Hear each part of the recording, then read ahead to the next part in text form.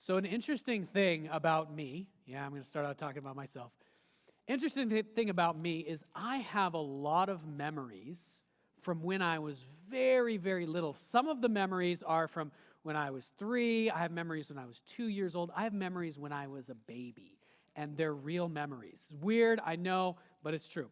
So I'm going to tell you a memory of mine from when I was, I think I was 3 years old in this memory.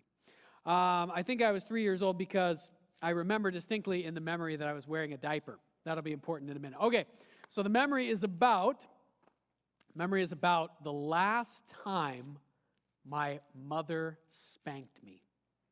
The last time my mother spanked me, it was when I was 3. After that, she didn't spank me anymore. It was fantastic. So it goes like this. I remember I was in a car. I was in the back seat. And I think my brother was there. He was a baby at the time. He's a little bit younger than me. And I remember, I don't know what I did. Probably I had been messing with my brother in some way. Almost for sure that's what it was. When I do have another memory of my brother when he was first brought home from the hospital. The very first day he was there, little newborn baby, they had him laid on the floor in our living room. And he was just on a blanket for a little bit. And my parents walked out of the room. I went and got a laundry basket, and I stuck it on top of him, and I sat on it because it was obvious to me that this kid should not be here, and he needed to be in jail. That's what's up. So I put him in jail. So I fought a lot with my brother before he really could have even fought back with me.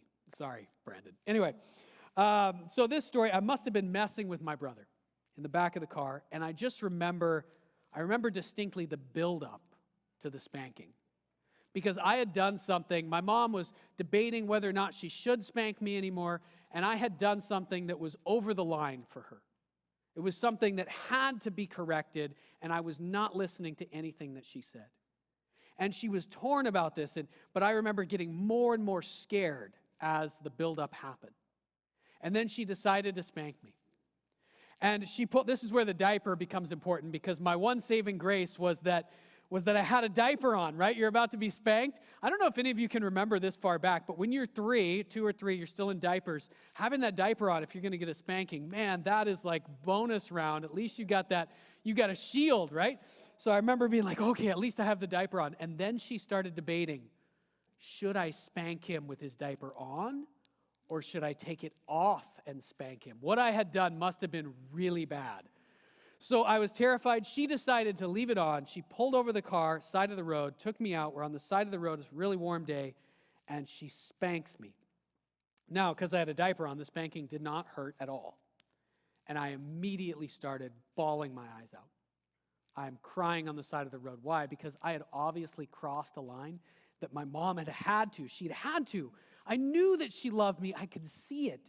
But she had to stop me from crossing that line anymore, because it was the wrong thing for me. And her love for me required that she stand in the way. And what happened right after that, I started bawling my eyes out, and so did she. She starts bawling her eyes out on the side of the road. And so here's me and my mom on the side of the road hugging and both crying. Very distinct memory from me as a little boy.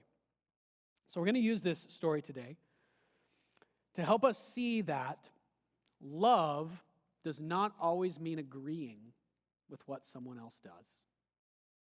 We can see that very clearly when we look at parents and children. If you've had your own children especially, or even if you don't, just think back to your childhood. Would it have been loving for your parents always to say, yeah, that thing was great, just keep doing it? No, not if that thing is harming you or it's not the way that you are supposed to go. So this is very important. We're in a series right now, a very difficult series. Controversial conversations is the topic of this series. And last week we had the beginning. These are the 2 messages that are the most difficult in this series. Last week was LGBTQ part 1, and this week is part 2. Last week we dealt with homosexuality, and today we are dealing primarily with transgender. Now, what we need to do first, before we even get into that topic, is we are going to talk about love. We're going to use that story of me getting spanked, crying on the side of the road. We're going to talk about what the biblical definition, how the Bible shows us, the picture that it shows us of what love is. Now, of course, love is the major theme of the Bible. The major theme of the Bible is not don't do this or don't do that.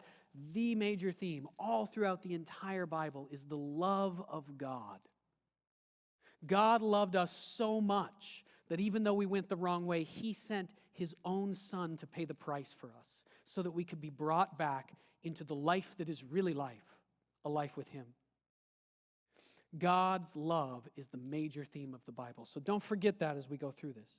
But what does that love look like? That's the question.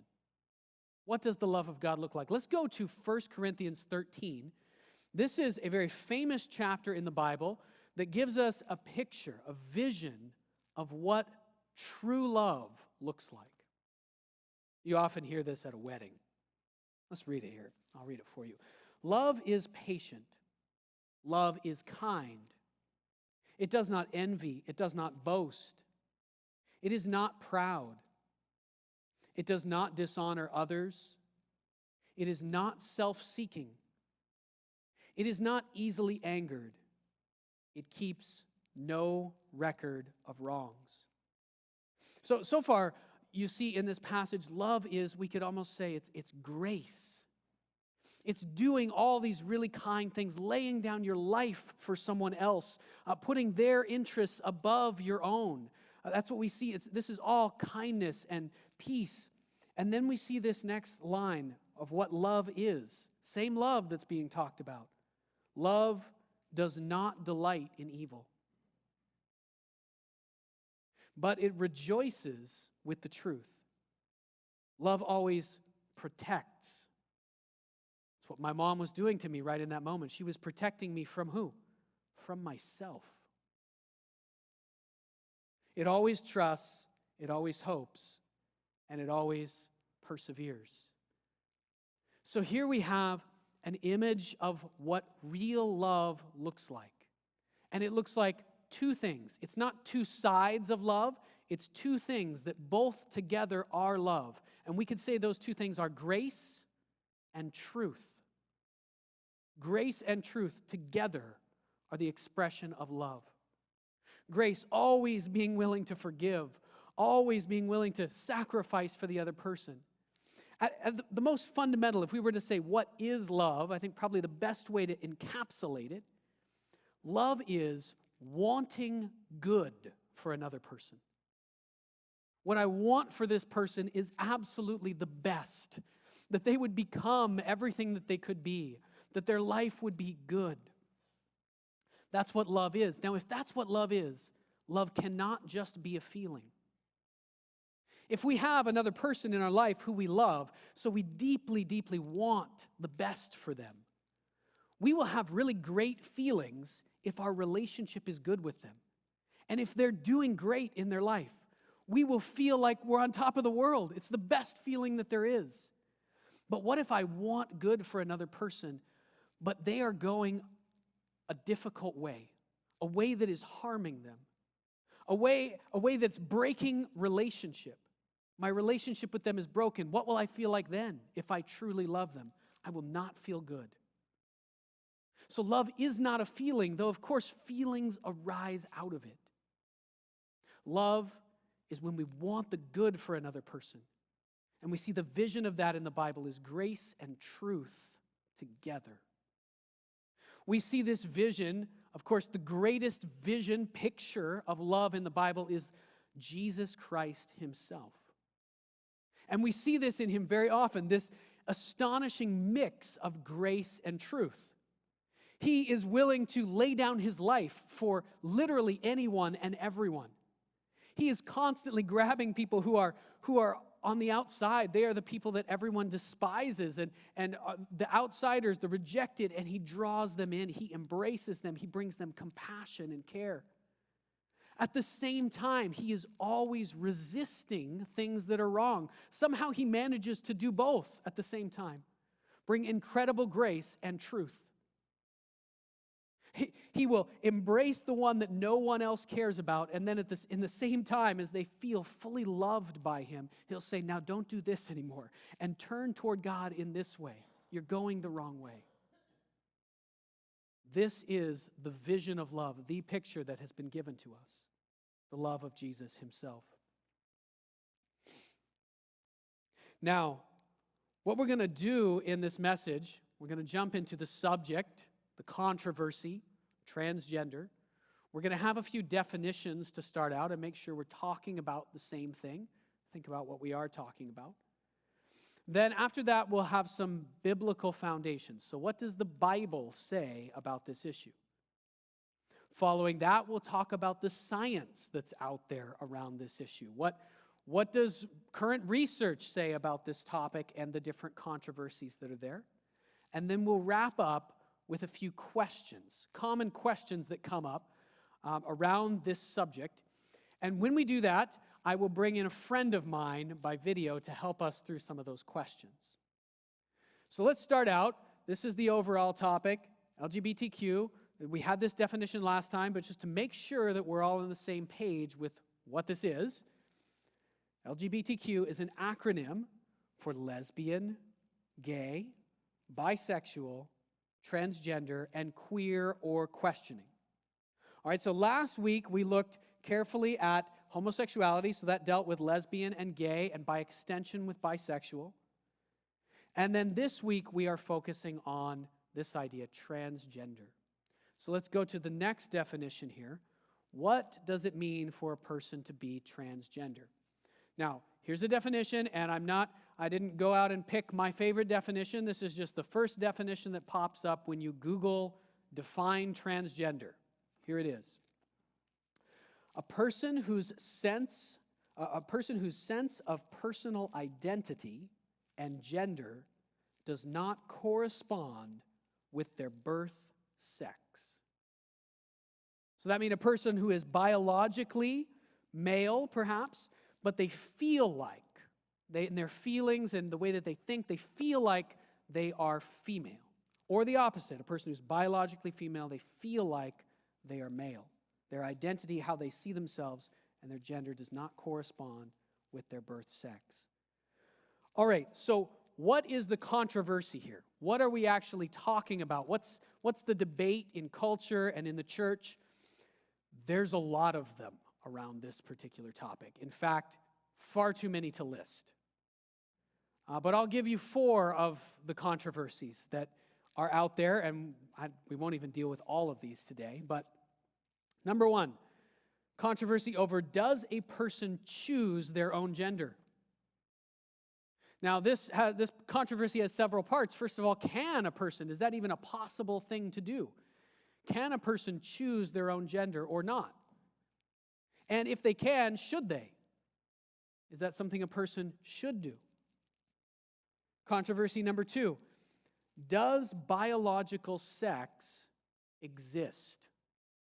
Now, for some of us, this may seem like a surprising controversy. I mentioned this controversy a few weeks ago when we dealt with feminism, and some people laughed as if that was not something that could be controversial, but it is. This is what is being said, and we'll look at this carefully in a little bit. This is what is being said in many places in our society by transgender activists. This is what is being said in our universities, many of them, that biological sex, not just gender, but biological sex, male and female, that actually does not exist. Okay? So there's a controversy over that. Next, is gender transitioning a good thing or not? So what does that mean? So a person who is transgender, so inside they feel like they're a different gender than their biological sex would suggest. And so many of those people, of course, transition. They begin to act like and then do things to change themselves as much as possible biologically into the opposite sex, a sex that corresponds to what they feel like their gender is. So the controversy is that a good thing? And the final controversy, and this is huge in Canada, it's huge. Can we even talk about this? There are many, many influential people in Canada today who say no. This is not even up for debate. And in fact, maybe it should even be illegal to talk about this. It should be codified into law that you can't debate, you can't talk about whether this is a good thing or not, because if you do, you're harming people. Gently, I'll say that you can see where I stand on this issue because I am here talking about it. Okay, so that's the controversy. That's where we're at. Now let's take a look at some biblical foundations for this. And there's 2 points we're going to draw out of this. First one, we're going to go, unsurprisingly, to Genesis chapter 1, verse 27. It's amazing how in all of these controversial conversations we're having, almost every single one, a key to understanding what the Bible says is to go right back to the beginning of Genesis, the foundational story. The whole rest of the Bible is built on what happened. How did God create the world? What was it like? What did he intend when he created it? So, now I recognize if you're watching, you may be someone who doesn't believe that the Bible is true. That's okay. So just watch this part and understand what the Bible is saying. I'm not saying you have to believe anything. We're having a conversation right here. Okay, so this is what the Bible says about this. God created mankind in his own image. In the image of God, he created them. Male and female, he created them. So very gently, I want to say that, unlike last week, in homosexuality, we had to do a lot of work to figure out there are 2 sides to a debate about what the Bible says on that topic. But for this one, for transgender, actually the Bible is very, very clear. I want to say that gently, but the Bible's very clear on this one. God created mankind, human beings, and he created them male and female. If we look through what happens in those early chapters of Genesis, it's clear this includes a number of things. It includes gender. It includes biological sex. It's clear that there are only 2 genders and biological sexes, and it's clear that they exist. They were created by God, intended by God.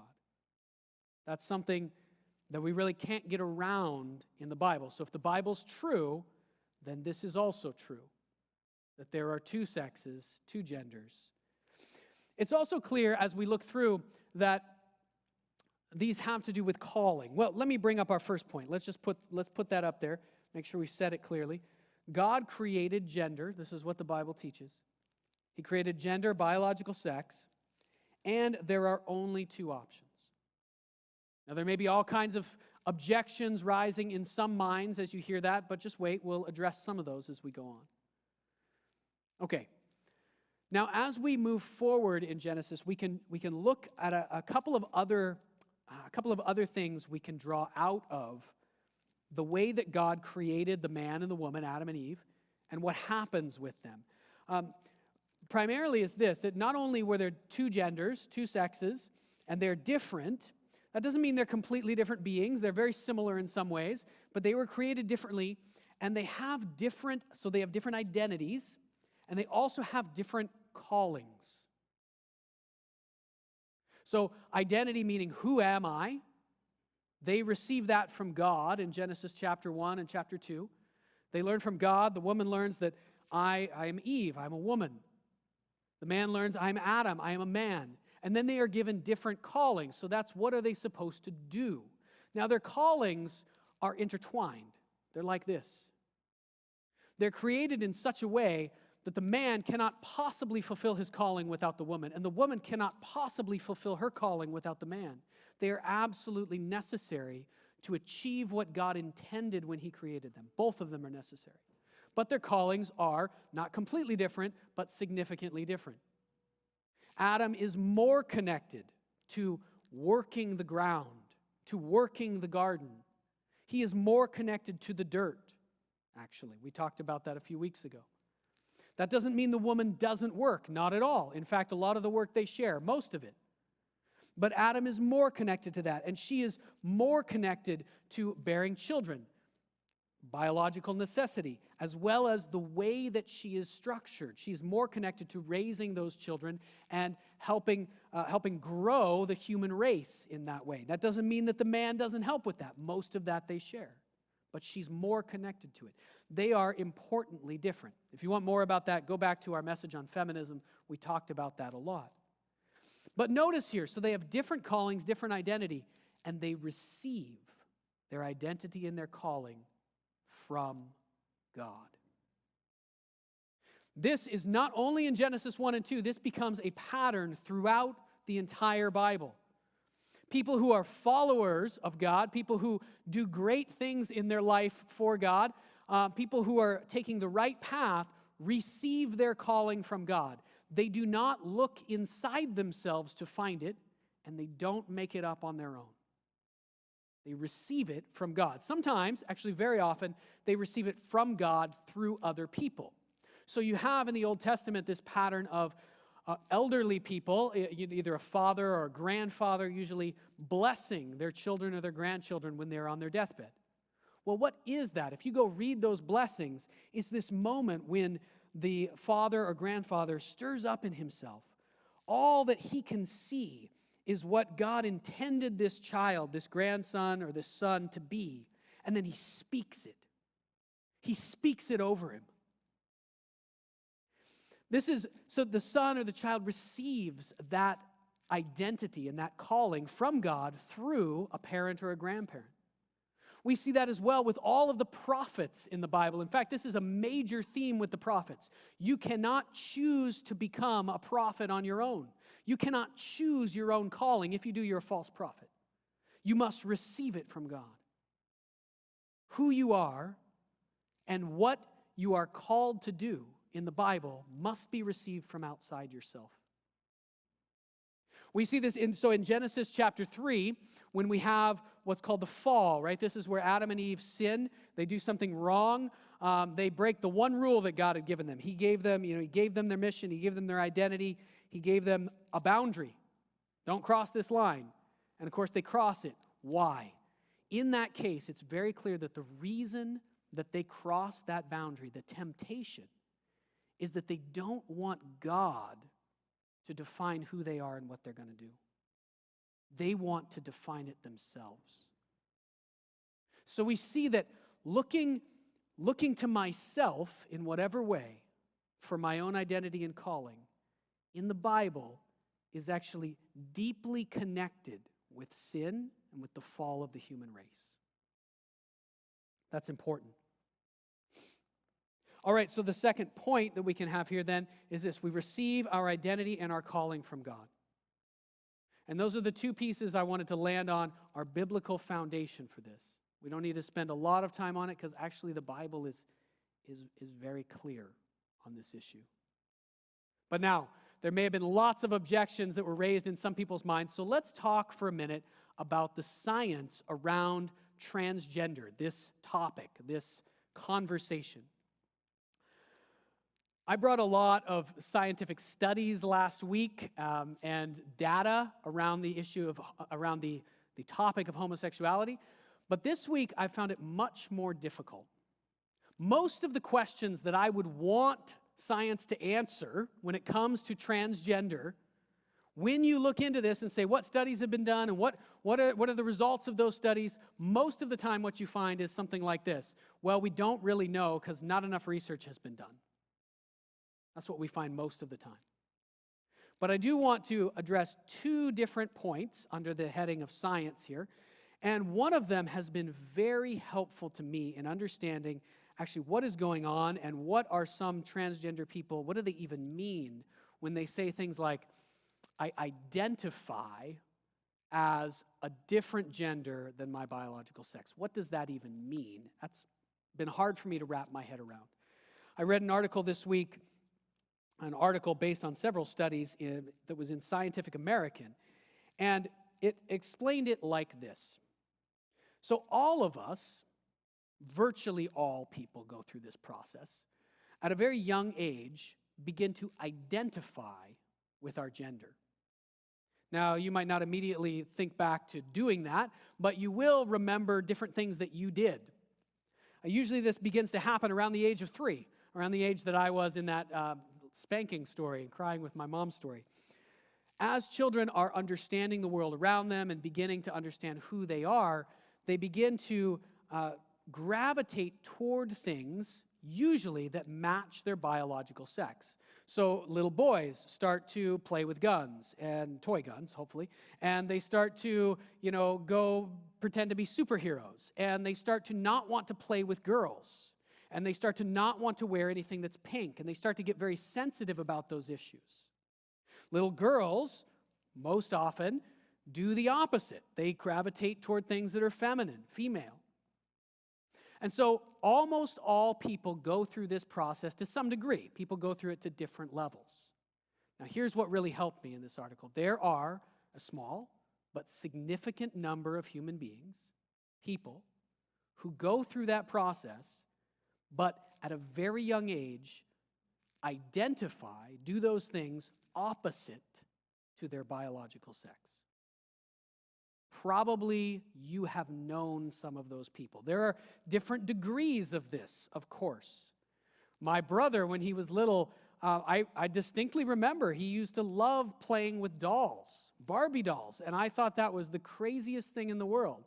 Now, that for him, that turned out that was kind of the only thing that he did in that direction. But for other people, it's much stronger.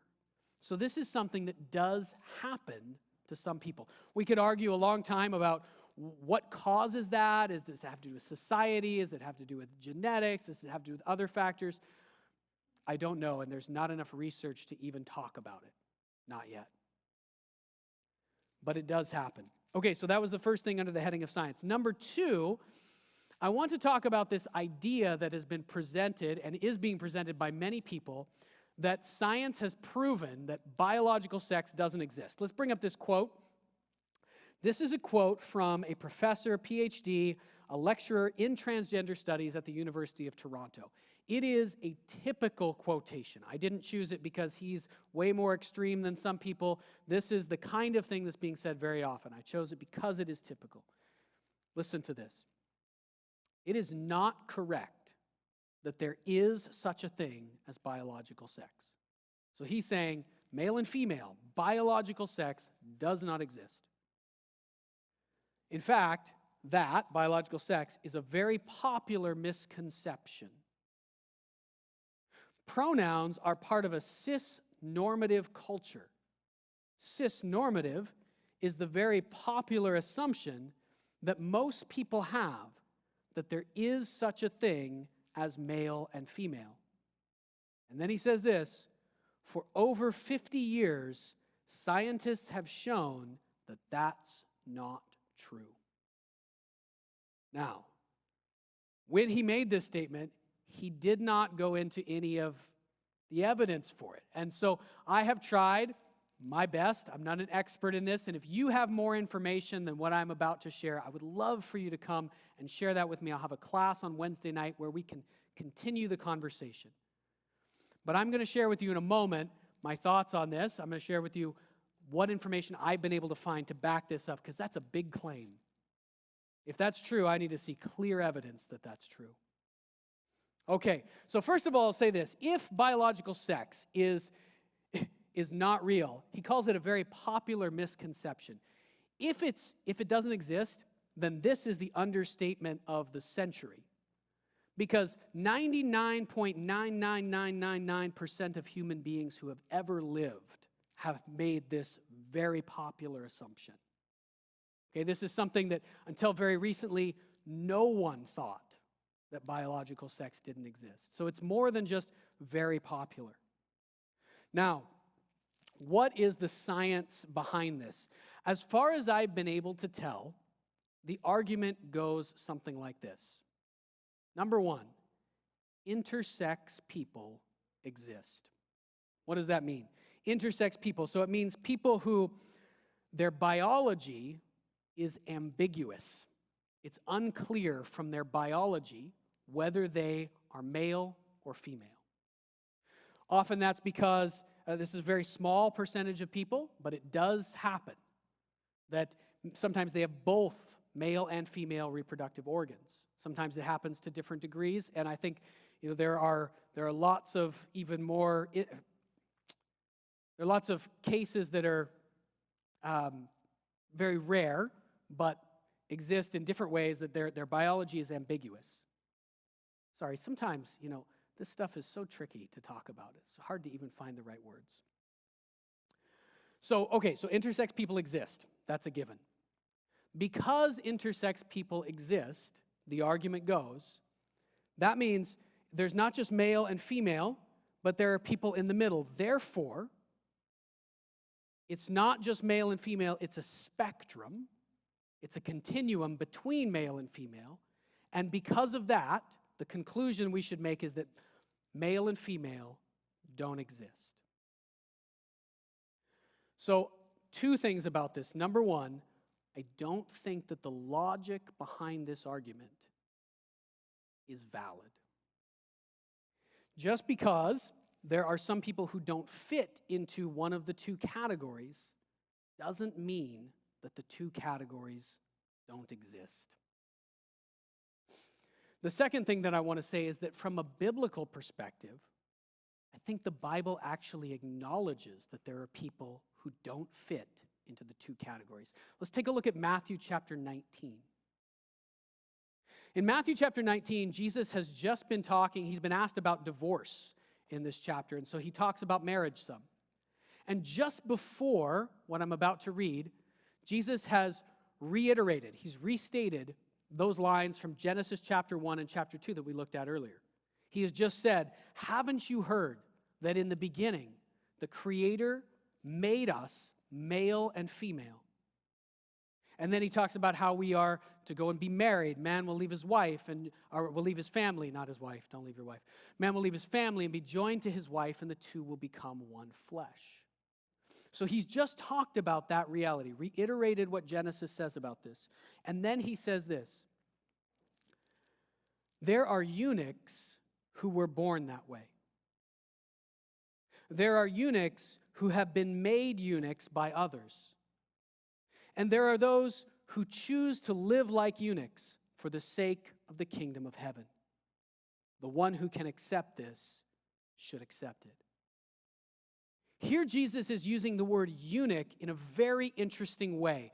Normally, what we'd think of, if we think of the ancient world and eunuchs, what that was is that you would have a king or an emperor, and he needed to have lots of administrators in his kingdom or his entourage, right? And he wanted those administrators, because everybody was sexist back then, he wanted them to all be male because they believed men were smarter than women, right? And so, but he also wanted to have lots of beautiful women in his palace and around him, his harem. And he didn't want his administrators and his harem to mix. And so he would make it so that his administrators had no sex drive. He would physically alter them. That is, others who were made eunuchs. Some have been made eunuchs by others. That's the normal pattern in the ancient world. But Jesus is using this word in a very interesting way, because he clearly means far more than that. He clearly down here means people who have chosen not literally to be eunuchs, not physically to be eunuchs, but people who have chosen to live a single life, to live without having a sexual relationship with another person in order to better serve God, because they believe that's their calling. That's part of what he says here. And he also says at the beginning that there are some people who were born as eunuchs. Now, he might in part mean people who are born with biological sexual organs that just don't work, but I think that actually he means more than that. I think he's also referring to people that today we would probably put into the category of LGBTQ. He acknowledges that those people exist in the very same section of teaching where he says, again, that yes, God created people, male and female, men and women. In the very same section, he acknowledges it. And so my point there is that Jesus does not agree with the argument coming forward from many transgender activists and educators today. All right, we're going to go now into some questions. And I'm going to go 3 questions, and the way it's going to work, I'm going to put up the question. Maybe I'll say just very, very briefly something about it, and then we're going to have the answer from my friend Sam on video. Now, I want to tell you who Sam is, though. This guy is a friend of mine. He lives in the UK, and I lived there for a year when I was in university, and it's actually where I became a Christian. I became a follower of Jesus while I was there. And Sam was my very first Bible study leader. We had a small group, and at that time, he was very, very patient with me. I was arrogant and argued with him a lot. I said, yes, I believe in Jesus, but I don't believe anything the Bible has to say. And I would say that sort of thing to him all the time. And he helped me progress a long way. Sam is a person who, ever since he reached adulthood or reached puberty, he has regularly experienced attraction to the same sex. He is also a Christian, and he's a pastor, and he lives a celibate lifestyle. And he has become, so because of those 2 things, he's become someone who's spoken on this topic and wrestled with it very deeply, all the stuff connected with LGBTQ, and he is now working for Ravi Zacharias Ministries. Some of you guys will know that, and he's talking about these topics all over the world. So, question number 1. Aren't people born transgender? Didn't God make them this way? Let's see what Sam has to say with that. 4th one, what if God created transgender people? It says male and female, not male or female. God also has feminine attributes. Thank you. Very, very thoughtful question. Well, God has created everyone, so we can, whoever anyone is or however they identify, they are created by God, which immediately tells us they are of inestimable worth. They are to be honoured.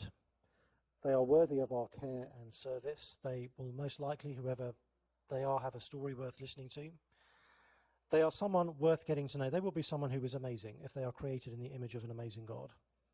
However, what none of us can do is simply read off from our own intuitions and feelings how we believe God has created us to be. One of the painful things that Jesus says to all of us is that how we have been born is not quite right. We've all been born a bit wrong, which means that things that feel very, very innate to us and have done maybe since we were born may not be right and may not be true. They may not be a reflection of who God has made us to be. So Jesus says that when he says to a man called Nicodemus in John chapter 3, you must be born again. Now, we're so familiar with the language of being born again, it's kind of become part of kind of standard Christian speak that we forget just how extraordinarily offensive that phrase is. Because Jesus isn't saying, add a bit of religion and spirituality to life as though it's a bit of seasoning. When Jesus says you must be born again, he's saying, you didn't come out right the first time. And you don't need to try a bit better. You need to be made new, and you need a new self. Now, that is what Jesus says to every single one of us. So to someone who says, well, God has created me transgender, I would want very gently to point out, God has created every single one of us.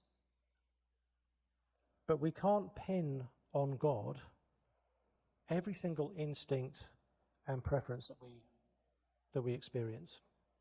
And again, that's the case for all of us. I'm not singling anyone out here. This is a very important and powerful idea. The world actually is broken. Because of what happened in the beginnings of our human race, because of what happened with Adam and Eve when they disobeyed God, the creation itself is broken.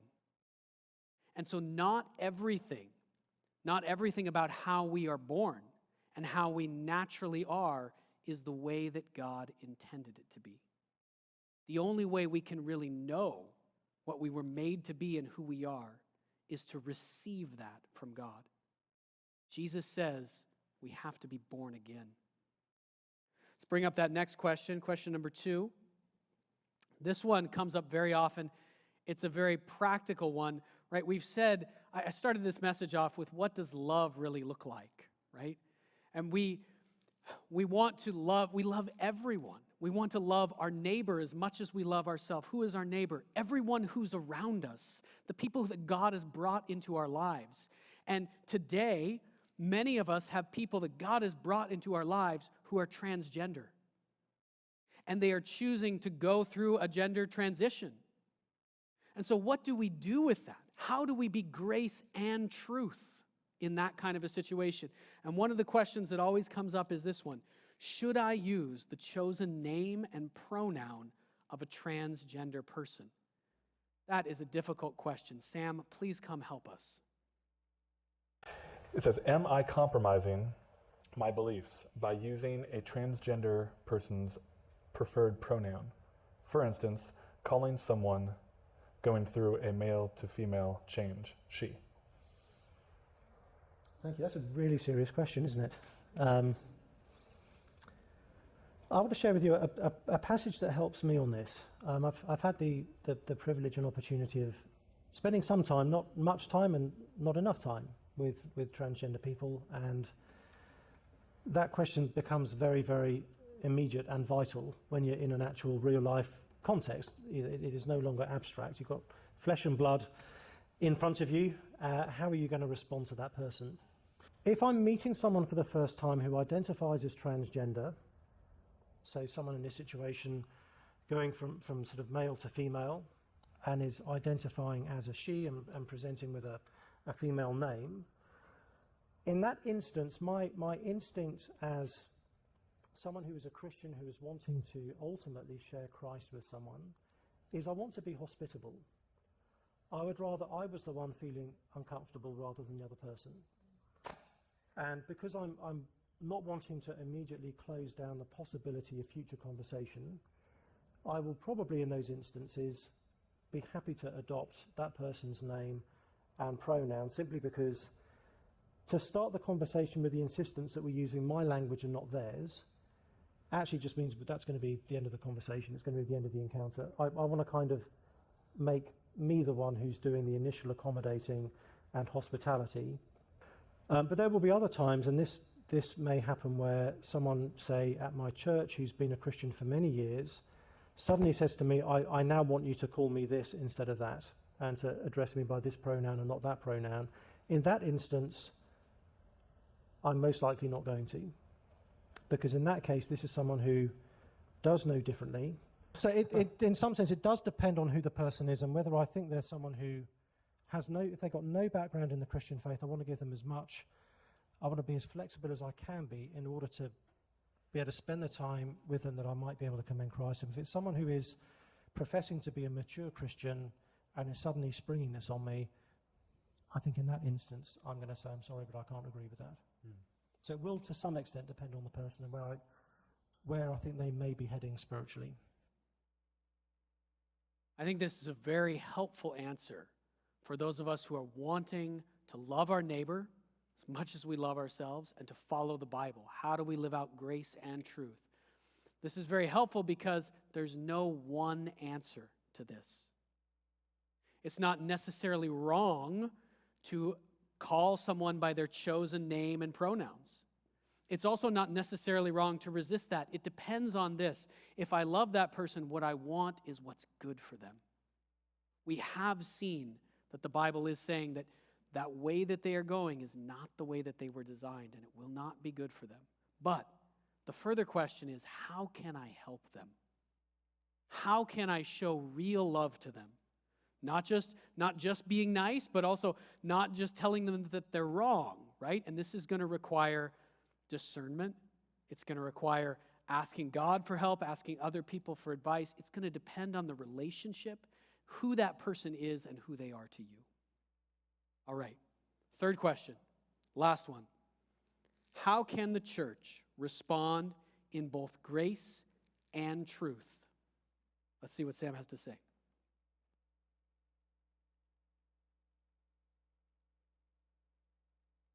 Great. Well, third question here we have, how does the church graciously welcome the transgender individual while still preaching on the biblical view of sexuality? I love the heart behind this question, both wanting to not just modify and change the Bible's teaching, but also we want to welcome and we want to be gracious. So let me affirm the question very much. It's easy to be clear in our own convictions in a way that is very graceless and unwelcoming, and sometimes it's possible to seem very gracious and welcoming whilst being actually very mistaken in our convictions, in which case what we're welcoming people into is not ultimately going to do them any good. So this is the issue. How do we be people of both grace and truth? And the answer is by becoming as much like Jesus as we possibly can, because Jesus is full of grace and truth. One is never played off against the other. Both come together in Jesus. If we think we have one without the other, we have neither. And Jesus managed to be a friend of sinners. He managed to be someone who profoundly disagreed with the people that he was associating with, and yet so conducted himself that people felt genuinely welcomed and cared for by him. So that immediately tells us that if our convictions make us brittle, angular, harsh, and unapproachable, those convictions may seem theologically orthodox, but they're actually not. Because actually, real gospel truth will make us very, very soft-hearted towards other people. If we see someone who has a totally different worldview to our own, our posture will not be one of looking down and sneering and feeling superior. Our posture will be one of, if God can show kindness to me, there is not a person on the planet who he would not love. And so I think it helps us to be very, very conscious of what it is God has forgiven us. And if we really come to terms with that, it will obliterate any sense of moral superiority, any Phariseeism, any self-righteousness. It will make us very approachable and safe people, because we won't have that kind of condemning spirit. There will be times when we need to say things that are very hard to hear. There'll be times when we need to offer a word of correction. But we will be doing so as people who have sat under the gracious, kind correction of Jesus Christ himself, and have seen how tender he is to us, how patient he is with us. Amen. If you're a person watching, listening to this message, and you are a follower of Jesus, you believe the Bible, our call in this area is that we would become more like Christ.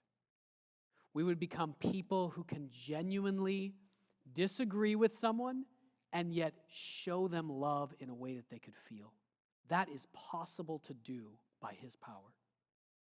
If you are a person watching this who is transgender, know this: God loves you more than you can possibly imagine.